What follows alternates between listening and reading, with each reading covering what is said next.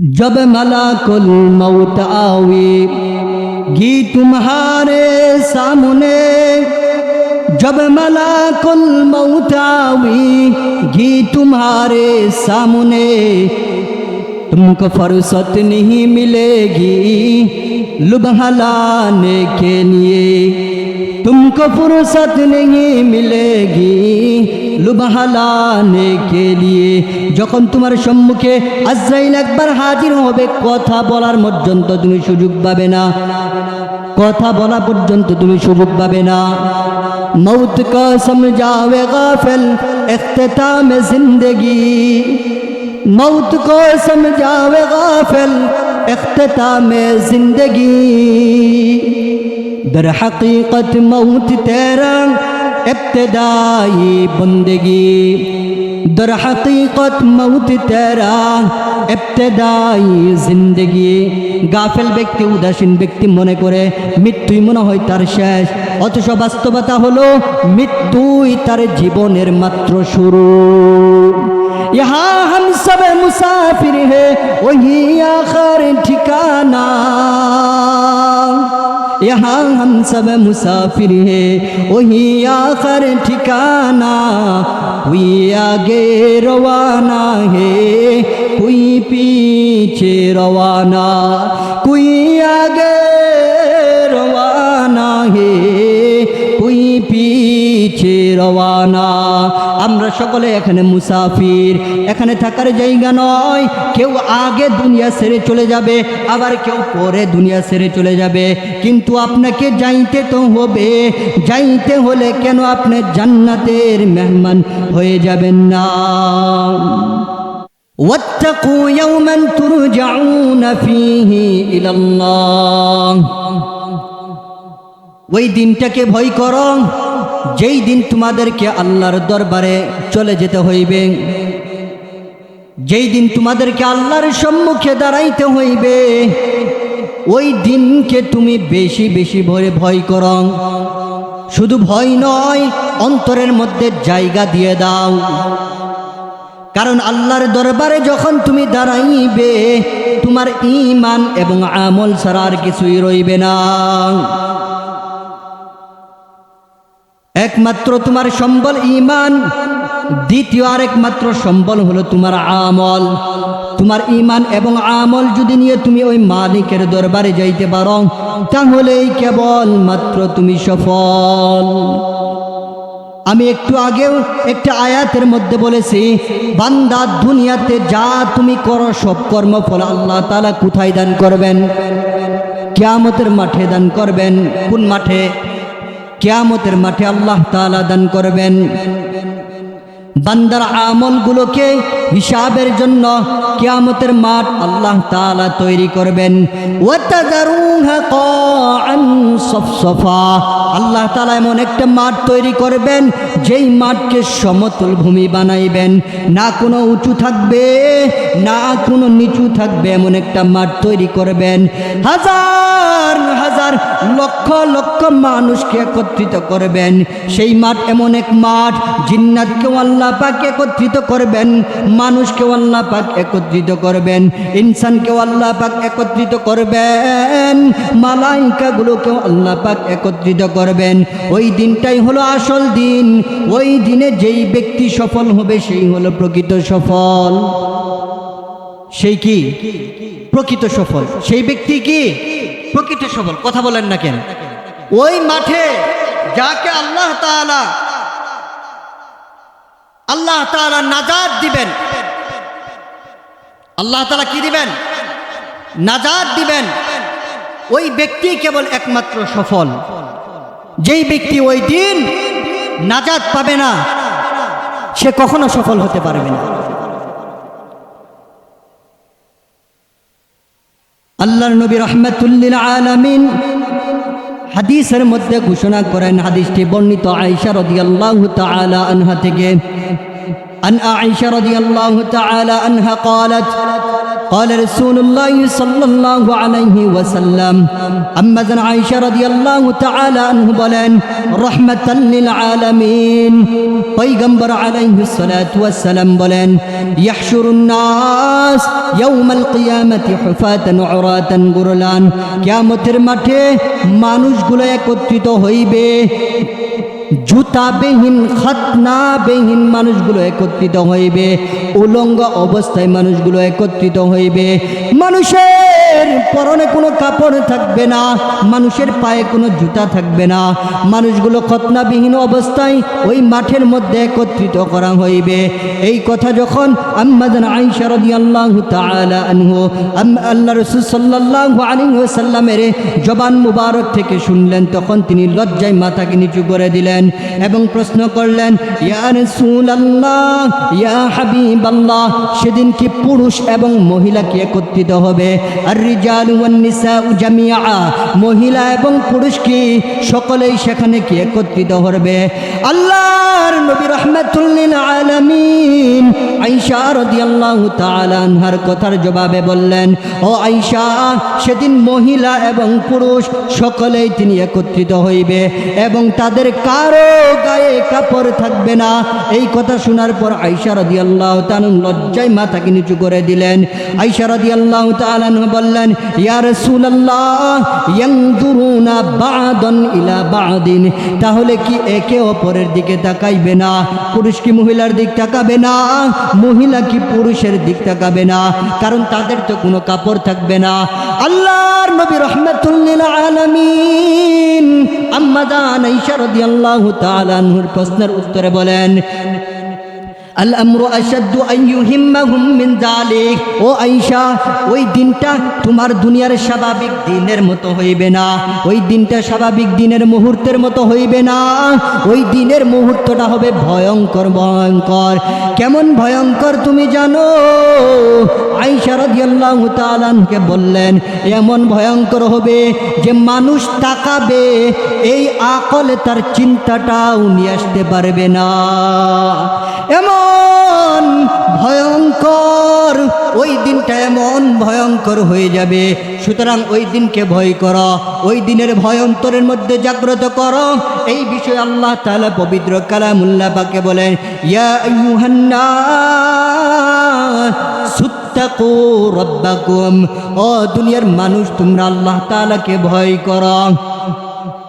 তোমরা আল্লাহর ভয় অন্তরের মধ্যে রাখো এবং ওই কিয়ামতের কি তোমরা ভয় করো কিয়ামতের বর্ণনা করতে গিয়ে আল্লাহ তাআলা বলেন আল্লাহ রাব্বুল আলামিন বলেন ওয়া তারান নাস সুকারা ওয়া মা হুম বিসুকারা এর আগে বিভিন্ন রকম কথার মধ্যে বলেন কিয়ামতের মাঠ এমন এক ভয়ঙ্কর হবে তোমরা যদি দেখো তোমরা যদি লক্ষ্য করো ওই কিয়ামতের মাঠে তুমি দেখতে পাবে দুনিয়ায় যে সন্তান যেই মা যেই সন্তানকে দুগ্ধ পান করিয়েছে ওই সন্তানকে সেদিন ওই কিয়ামতের মাঠে সে ভুলে যাইবে এবং গর্ভবতী নারী গর্ভপাত করবে সন্তান প্রসব করবে সে বলতেও পারবে না আর যদি তোমরা লক্ষ্য করো তাহলে মানুষকে তোমরা দেখবে নেশাগ্রস্ত অবস্থায় ওয়া তারান নাস সুকারা মানুষকে তোমরা নেশাগ্রস্ত অবস্থায় দেখতে পারবে আল্লাহ রাব্বুল আলামিন আবার আয়াতের মধ্যে বলেন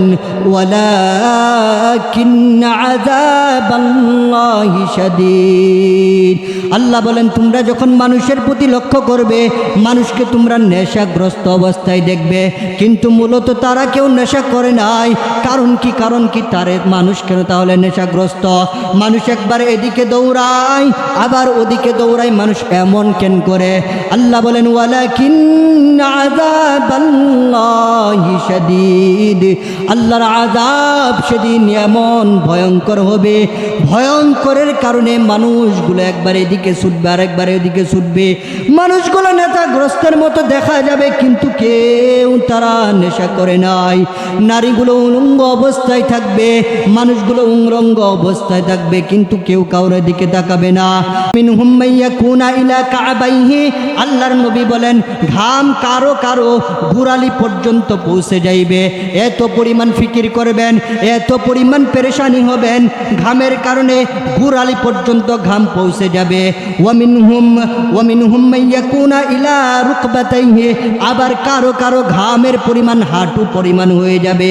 ওয়ামিনহুম মাইয়াকুনা ইলা হাকওয়াইহি, আবার কারো কারো ঘাম কোমর পর্যন্ত পৌঁছে যাইবে। ওয়ামিনহুম মাইয়ুলজিমুহুল আরাক ইলজামা, আবার কারো কারো ঘামের পরিমাণ হবে গলা পর্যন্ত, আবার কারো কারো ঘাম কান পর্যন্ত পৌঁছে যাইবে। কোনো ব্যক্তি ঘামের মধ্যে সাঁতার কাটতে থাকবে, কি একটা পেরেশান, ঘামের সাগরে মানুষগুলো সাঁতার কাটতে থাকবে। সুতরাং তোমরা ওই দিনটাকে ভয় করো। এই ভয়াবহ চিত্র এবং মুহূর্তের থেকে আমাদেরকে প্রতিদান করে দিন, যখন এমনভাবে মানুষগুলো কান্না করতে করতে করতে মালিককে ডাকবে, তখন মালিক মানুষের বিচার শুরু করার জন্য মিজান কায়েম করবেন, মিজানের পাল্লা কায়েম করে দিবেন। তখন মানুষের বিচার শুরু করার জন্য মিজান নামক নিক্তি পাল্লা বসাইবেন, মানুষের আমলগুলোকে পরিমাণ দেওয়ার জন্য, মানুষের আমলগুলোকে ওজন করার জন্য। আল্লাহ রাব্বুল আলামিন এই বিষয়ে আয়াত নাজিল করে দিলেন, ওয়াল ওয়াজনু ইয়াউমাইযিনিল হক ফামান থাকুলাত মাওয়াজিনুহু ফাউলাইকা হুমুল মুফলিহুন। ওই মিজানের পাল্লা বড় সত্য, আমি আল্লাহ ওই মিজানের পাল্লা একদিন কায়েম করব, এবং ওই মিজানের পাল্লার মধ্যে তোমাদের আমলগুলোকে উঠিয়ে দিব। চাই তোমরা বদ আমল করে নিয়ে আসো, অথবা চাই তোমরা নেক আমল করে নিয়ে আসো। সেদিন তোমাদের আমলগুলোকে মিজানের পাল্লায় উঠানো দেওয়া হইবে। যার পাল্লাটা নেকের দিক দিয়ে ভারী হয়ে যাবে, ফাউলাইকা হুমুল মুফলিহুন, ওই সমস্ত ব্যক্তি সেদিন সফল ব্যক্তি হবে আল্লাহর দরবারে। ওয়ামান খাফাত মাওয়াজিনুহু ফাউলাইকা আল্লাযীনা খাসিরু আনফুসাহুম বিমা কানু বিআয়াতিনা ইয়াজলিমুন। আর যেদিন মিজানের পাল্লা নেকের দিক দিয়ে হালকা হয়ে যাবে, গুনার দিক দিয়ে যার পাল্লাটা ভারী হয়ে যাবে, ওই ব্যক্তিগুলো সেদিন ক্ষতিগ্রস্ত হয়ে যাবে। তারা কেন ক্ষতিগ্রস্ত হবে? আল্লাহ বলেন, তারা দুনিয়াতে থাকা অবস্থায় নিজের উপর জুলুম করেছে, নিজের নফসের উপর অন্যায় অবিচার করেছে, মানুষের প্রতি জুলুম করেছে, আমার নাফরমানি করেছে। আমি আল্লাহর কোরআনের আয়াতগুলোকে অস্বীকার করেছে। কোরআনের আয়াত তাদের কানে পৌঁছেছে, কিন্তু তারা আমলের নিয়ত শ্রবণ করে নাই। কোরআনের আয়াতগুলোকে অস্বীকার কারণে, নিজের নফসের উপর জুলুম করার কারণে আজকে কিয়ামতের দিন তারা ক্ষতিগ্রস্তের সম্মুখীন হয়ে যাবে। যারা ক্ষতিগ্রস্তের সম্মুখীন হয়ে যাবে, তাদের হাইতাশ হাহাকার দেখে তারা বড় কান্না করতে থাকবে। যখন তাদেরকে এই আমল নামা সম্পর্কে আল্লাহ তাআলা অন্য আয়াতের মধ্যে বলেন, ওয়া কুল্লা ইনসানিন তাইরাহু আলজামনাহু ফি উনুকিহি ওয়া নুখরিজু লাহু ইয়াওমাল কিয়ামাতি কিতাবান ইয়ালকাহু মানশুরা ইকরা কিতাবাকা কাফা বিনাফসিকা ইয়াওমা আলাইকাল হাসিবা। আল্লাহ বলেন, বান্দার আমলগুলোকে মিজানে পাল্লার ওজন দেওয়ার পর এই আমলগুলোকে গলার হারের নেই, গলার মধ্যে বান্দার আমলগুলোকে গলার মধ্যে পেঁচিয়ে দেওয়া হইবে। আল্লাহ বলেন, আমার বান্দারা যখন হারটা গলার মধ্যে পেঁচানো অবস্থায় দেখবে, আল্লাহ বলেন, ওয়া নুখরিজু লাহু ইয়াওমাল কিয়ামাতি কিতাবান ইয়ালকাহু মানশুরা। কিয়ামতের দিন হারের কিতাব যাদেরকে দেওয়া হইবে, এই কিতাবটা খোলা অবস্থায় দেখবে, সে তার আমলগুলোকে দেখতে পারবে। এবং আল্লাহ বলবেন, ইকরা, বান্দা তুমি পড়ো, কাফা বিনাফসিকা ইয়াওমা আলাইকা হাসিবা। দুনিয়ার জামানায় কি কি করেছো বান্দা তুমি পড়ো, তোমার আমলের জন্য তুমি যথেষ্ট, তোমার আমলের জন্য তুমি যথেষ্ট, তোমার আমল কেউ পড়তে হবে না। এই যে তোমার আমলটা তুমি দেখতে পাবে, তুমি পড়তে থাকো। আল্লাহ রব্বুল আলামিন পবিত্র কালামে আর আল্লাহ পাক রব্বুল আলামিন বলেন, সূরা হাক্কর 8 নম্বর আয়াত থেকে আল্লাহ রব্বুল আলামিন 32 নম্বর আয়াত পর্যন্ত জান্নাত এবং জাহান্নামীদের অবস্থা বর্ণনা করা হয়েছে।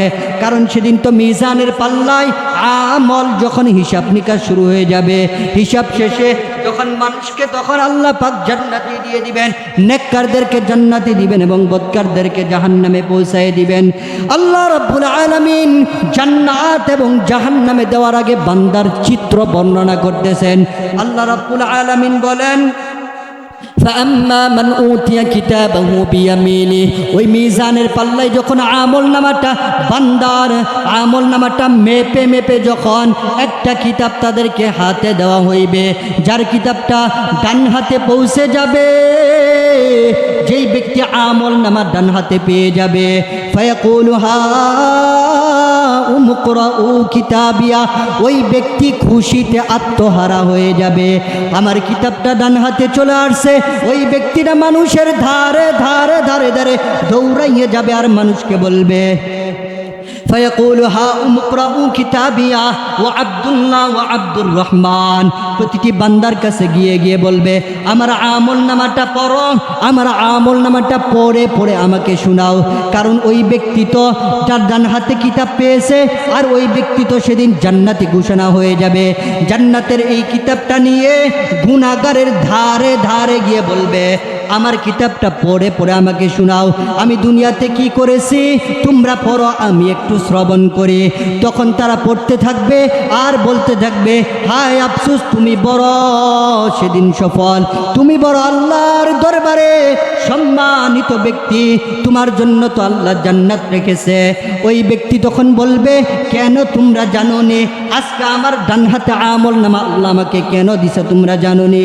মানুষদেরকে গিয়ে গিয়ে বলবে, ইন্নী যানানতু আন্নী মুলাকিন হিসাবিয়া। ও দুনিয়ার ইমানদার আল্লাহর গোলাম, ভালো করে অন্তরের কান দ্বারা শ্রবণ করবেন। ওই জান্নাতি ব্যক্তি মানুষের ধারে ধারে গিয়ে বলবেন, দুনিয়াতে থাকা অবস্থায় আমার অন্তরের মধ্যে এই ধারণা ছিল, দুনিয়াতে যখন আমি আল্লাহ পাক আমাকে পাঠাইছেন, এরপর থেকে আমার অন্তরের মধ্যে এই ধারণা ছিল যে একদিন আমার রবের সামনে আমাকে সাক্ষাৎ করতে হইবে, একদিন আমার রবের সামনে আমাকে দাঁড়াইতে হবে, একদিন আমার রবের সামনে আমার আমলের হিসাব দিতে হইবে। এই ধারণা আমার অন্তরের মধ্যে রাখার কারণে আমি আমার মাওলার নাফরমানি করি নাই। এই ধারণা অন্তরের মধ্যে রাখার কারণে ইসলামের অবাধ্যতা করি নাই। আমি আমার ধারণা, এই ধারণা অন্তরের মধ্যে রাখার কারণে ইসলামের বিপরীত কোনো কার্যক্রম করি নাই। এই জন্য আল্লাহ পাক রব্বুল আলামিন আমাকে এই কিতাবটা দিয়েছেন ডান হাতে। আল্লাহ রব্বুল আলামিন বলবেন, ও বান্দা, যাও যাও, তুমি জান্নাতের মধ্যে যাও, আরাম আয়েশের জন্য প্রস্তুতি নাও। ফাহুয়া ফি আইশাতির রাদিয়া, আল্লাহ আসমান থেকে ঘোষণা করবেন, ও নেককার বান্দা, ও জান্নাতের মেহমান, তোমরা আরাম আয়েশের জন্য প্রস্তুতি নাও। কোথায় আরাম আয়েশ করবে? ফি জান্নাতিন আলিয়া, উচ্চ আদালতে অর্থাৎ উচ্চ জান্নাতের মধ্যে তারা আরাম আয়েশের মধ্যে কি করবে? আরাম আয়েশের জন্য তারা প্রস্তুতি নেবে। আল্লাহ পাক তাদেরকে জান্নাত দিবে। জান্নাতের মধ্যে যখন যাবে, আল্লাহ পাক ঘোষণা করে দিবেন, কুতুফুহা দানিয়া, জান্নাতের দেখো কত সুন্দর সুন্দর ফল রয়েছে, এই সুন্দর সুন্দর ফলগুলোকে তুমি খাও। এবং আল্লাহ আরও বলবেন, কুলু ওয়াশরাবু হানিআম, কুলু ওয়াশরাবু, তোমরা পান করো, হানিআম বিমা আসলাফতুম ফিল আইয়ামিল খালিয়া, দুনিয়াতে যা করেছ এই কর্মফলের প্রতিদানগুলোকে আজকে আমি আল্লাহ তোমাদেরকে দিলাম। জান্নাতের মেহমান নিয়ে জান্নাতের শরাব পান করো, জান্নাতের ফলমূল শুনিয়ে পান করো, জান্নাতের বিছানায় ঘুমিয়ে পড়ো, জান্নাতের সূর্য, জান্নাতের সৌন্দর্য তুমি আবৃত্তি করতে থাকো। ওই বান্দা জান্নাতের সুবাস পেয়ে, ওই বান্দা জান্নাতের ফল পেয়ে সে পান করতে থাকবে। আর যার কিতাবনামাটা আল্লাহ পাক রব্বুল আলামিন বাম হাতে দিয়ে দিবেন, ওই ব্যক্তি বড় অভাগ্যবান, ওই ব্যক্তি সেদিন বড় নাফরমান হয়ে যাবে। ওই ব্যক্তি কি জাহান্নামের খরিক থেকে একটা খরিক হয়ে যাবে, ওই ব্যক্তির স্থান জাহান্নামের স্থান থেকে একটা স্থান হয়ে যাবে। আল্লাহ পাক বলেন, যার কিতাবটা বাম হাতে দেওয়া হইবে, ওই ব্যক্তি বলবে, ফায়াকুল ইয়া লাইতানি লাম উতা কিতাবিয়া, হাই হাই, আমার কিতাবটা আজকে আল্লাহ আমাকে বাম হাতে দিলেন, যদি আমাকে এই কিতাব সম্পর্কে আমাকে আল্লাহ যদি না জানাইতেন, এই কিতাব যদি আমাকে না দেওয়া হইতো, ওয়ালাম আদরি মা হিসাবিয়া, হিসাব সম্পর্কে যদি আমাকে না বলা হইতো, হিসাব সম্পর্কে যদি আমাকে না জানানো হইতো, কতই না আমার জন্য ভালো ছিল। ওই ব্যক্তি আরো আফসোস করবে যদি আমার হিসাবটা এখানে শেষ হয়ে যেত, যদি মিজানের পাল্লা না বসানো হইতো, জান্নাত জাহান্নামের ফয়সালা যদি না করা হইতো, ওই ব্যক্তি আরো আফসোস করে আরো বলবেন আমার সম্পদগুলো আজকে আমার কোনো কাজে আসলো না, আমার সম্পদগুলো আজকে কোনো কাজে আসলো না। হালাকা আন্নি সুলতানিয়া, আমার রাজত্ব, আমার বাদশাহ সব কিছু আজকে ধ্বংস হয়ে গেল। আমার সম্পদের মালিক দুনিয়াতে থাকা সত্ত্বেও এই সম্পদগুলো দিয়ে কোনো কাজে আসলো না। ইজ্জতের মালিক আমি দুনিয়াতে ছিলাম, এই ইজ্জত তো আমার কোনো কাজে আসলো না।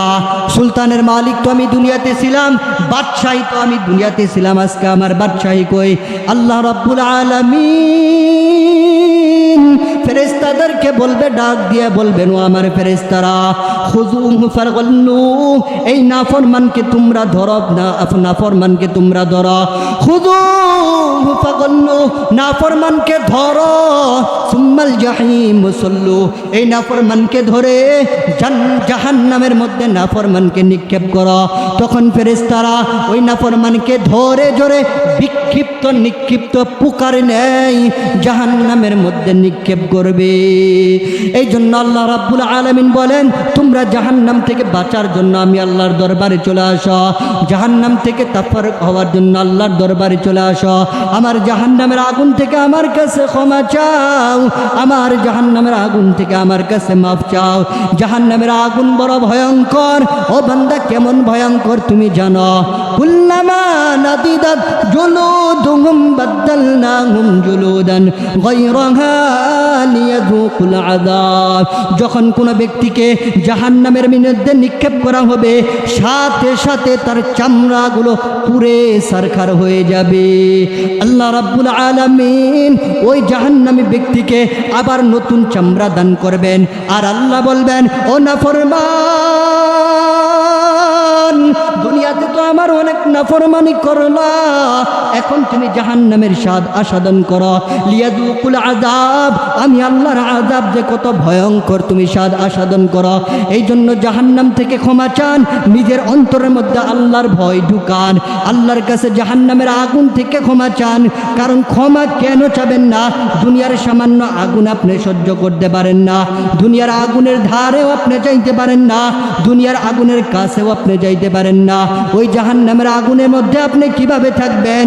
এই আকল, এই ফিকিরটা জাহান্নামের মধ্যে, এই ফিকিরটা বেশি বেশি করে করে আল্লাহর দরবারে উপস্থিত হয়ে কান্না করেন, নিজের গুনাহের বিষয়ে স্বীকৃতি দান করেন, নিজের গুনার বিষয়ে মাওলার নিকট লজ্জিত হন, আর মাওলার দরবারে বলেন, আল্লাহুম্মা হফাজনা মিন আযাবিন নার, ও আমার মালিক, আমাকে জাহান্নামের আগুন থেকে আপনি বাঁচান।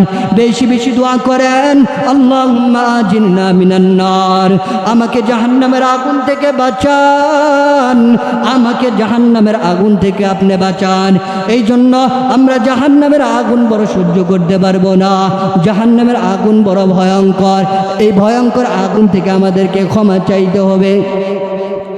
এই জাহান্নামের আগুন থেকে আমাকে আপনাকে ক্ষমা চাইতে হবে, জাহান্নামের আগুন থেকে আপনাকে আমাকে মাফ চাইতে হবে, যেন আমরা জান্নাতের মেহমান হতে পারি। এই কাজকর্মগুলোকে আমাদেরকে বেশি বেশি করতে হবে। কথা বলেন নাকি? করতে হবে না? বেশি বেশি করতে হবে। মৃত্যুর জন্য প্রস্তুতি নিতে হবে। কিসের জন্য? মৃত্যুর জন্য প্রস্তুতি নিতে হবে। মৃত্যুর ভয় আমার অন্তরের মধ্যে করতে হবে। এই জন্য কবি বলেন, जब मलाकुल मौत आवी घी तुम्हारे सामने, जब मलाकुल मौत आवी घी तुम्हारे सामने, तुमको फुर्सत नहीं मिलेगी लुभाने लाने के लिए, तुमको फुर्सत नहीं मिलेगी लुभाने लाने के लिए। যখন তোমার সম্মুখে আজরাইল একবার হাজির হবে, কথা বলার পর্যন্ত তুমি সুযোগ পাবে না, কথা বলা পর্যন্ত তুমি সুযোগ পাবে না। मौत को समझावे गाफिल इख्तिताम जिंदगी, मौत को समझावे गाफिल इख्तिताम जिंदगी दर हकीकत मौत तेरा इब्तिदाई बंदगी दर हकीकत मौत तेरा इब्तिदाई जिंदगी গাফেল ব্যক্তি উদাসীন ব্যক্তি মনে করে মৃত্যুই মনে হয় তার শেষ অথচ বাস্তবতা হলো মৃত্যুই তার জীবনের মাত্র শুরু यहाँ हम सब मुसाफिर हैं वही आखिर ठिकाना यहाँ हम सब मुसाफिर हैं वही आखिर ठिकाना कोई आगे रवाना है कोई पीछे रवाना कोई आगे रवाना है कोई पीछे रवाना আমরা সকলে এখানে মুসাফির এখানে থাকার জায়গা নয় কেউ আগে দুনিয়া ছেড়ে চলে যাবে আবার কেউ পরে দুনিয়া ছেড়ে চলে যাবে কিন্তু আপনাকে যাইতে তো হবে যাইতে হলে কেন আপনি জান্নাতের মেহমান হয়ে যাবেন না